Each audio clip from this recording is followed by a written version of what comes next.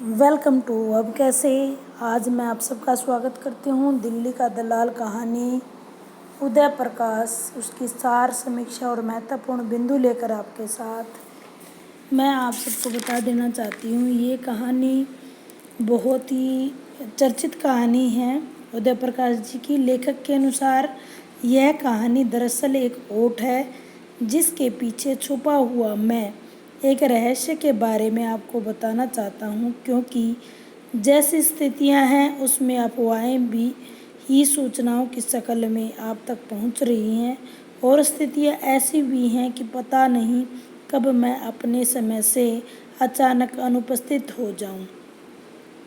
इस कहानी के माध्यम से उदय प्रकाश जी उन असंख्य व्यक्तियों के बारे में कहते हैं जो हर रोज़ अपने काम पर उपस्थित होते हैं, परंतु अचानक वे एक दिन अनुपस्थित हो जाते हैं। ऐसे अनुपस्थित होते हैं कि कभी उनका कोई अस्तित्व ही ना हो।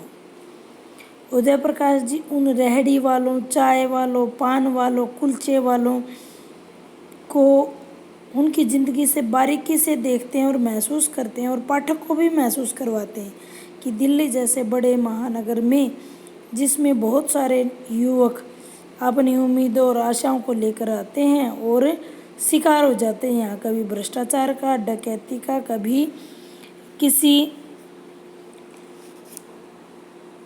भी प्रकार से वो टारगेट हो जाते हैं और आखिर में शिकार बनकर सिर्फ अफवाहें बनकर ही रह जाते हैं।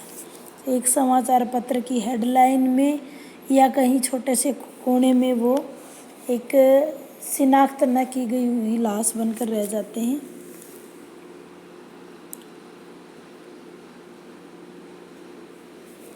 आज दिल्ली भिखमंगों, पागलों, कोढ़ियों, लंगड़े लूलों, नशेड़ियों और अनागरिक मनुष्य की आवारा आबादी का एक अड्डा बनता जा रही है। ये कहानी है रामनिवास की। पूरी कहानी इसी के इर्द गिर्द घूमती है, जो एक सफाई कर्मचारी है और अपनी पत्नी बबीना और 2 बच्चों के साथ रहता है। वो सुषमा नाम की एक लड़की से प्रेम भी करता है। शादी होने के बावजूद भी जो सुषमा है वो बर्तन झाड़ू पोछा करती है। वो जैसे ही वो अपनी ड्यूटी से वापस आता है, दोनों एक चाय की दुकान पे इंतज़ार करते हैं एक दूसरे का और इकट्ठे बैठकर बस की यात्रा करते हैं। पूरी उसमें एक कहानी दी गई है। इसमें जब रामनिवास दफ्तर में झाड़ू लगाता है तो उसकी झाड़ू किसी के जो हैं वो ढीली पड़ जाती हैं और उनको ठोकने के लिए वो दीवार पर लगाता है तो दीवार खोखली निकलती है और जैसे ही उसे वो अजीब तरह की आवाज़ लगती है तो वो उसको ज़ोर से जब झाड़ू लगा ठोकता है तो दीवार गिर जाती है और दीवार में से कुछ छेद निकल आता है और देखता है कि उसमें 500 के नोटों की, 1000 के नोटों की गड्डियों से वो भरा हुआ कमरा उसके पीछे है। धीरे से वो जब भी उसको ज़रूरत होती है वो 1-2 गड्डी निकालता है और उसको ऐसे ही बंद करके चला जाता है। वो देखता है जैसे वो अपने रुपए का यूज करता है, अपनी पत्नी के लिए अच्छे अच्छे जेवर लेकर आता है, बच्चों के लिए मिठाइयाँ, जिसके पास खाने के लाले पड़े रहते थे, जो कभी न कभी जो बसेज होती थी डीटीसी की बसेज, उसमें वो बिना किराए की यात्रा करता था। कभी उसका चाय पीने का मन करता तो वो चाय पीने से अपने मन को मोह लेता था, क्योंकि उसके पास इतने पैसे नहीं थे कि गुजारा अच्छे से चल पाता।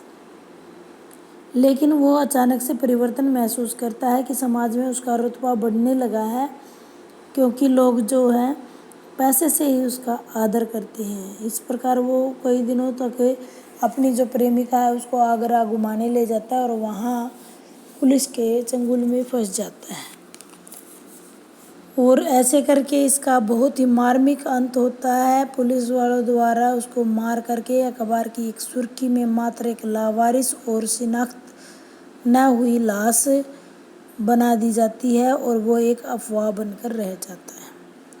पुलिस अफसरों व नेताओं के द्वारा जमा काले धन के संग्रह पर उदय जी करारा व्यंग्य कसते हुए कहते हैं, अगर आप भी झाड़ू की मूठ से समकालीन साहित्य को ठोके तो वही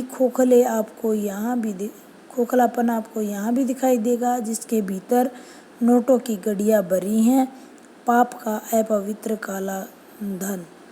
दिल्ली की दीवार से खोखलेपन में कितने ही जीवन अभी और खतरे में हैं। लेखक यहाँ बताता है कि ये दिल्ली की दीवार जो इस प्रकार की खोखली है, यानी कहने को ये हमारे देश की राजधानी है, लेकिन जब इसके भीतर आप झांकते हैं कितनी ही जिंदगियाँ नेताओं, भ्रष्टाचारियों, पुलिसकर्मियों की बलि चढ़ जाती हैं। उम्मीद करती हूँ दिल्ली की दीवार कहानी का जो कथा सार है वो आपको समझ आया होगा, और जो उदय प्रकाश जी का उद्देश्य है वो भी आपको समझ आ गया होगा।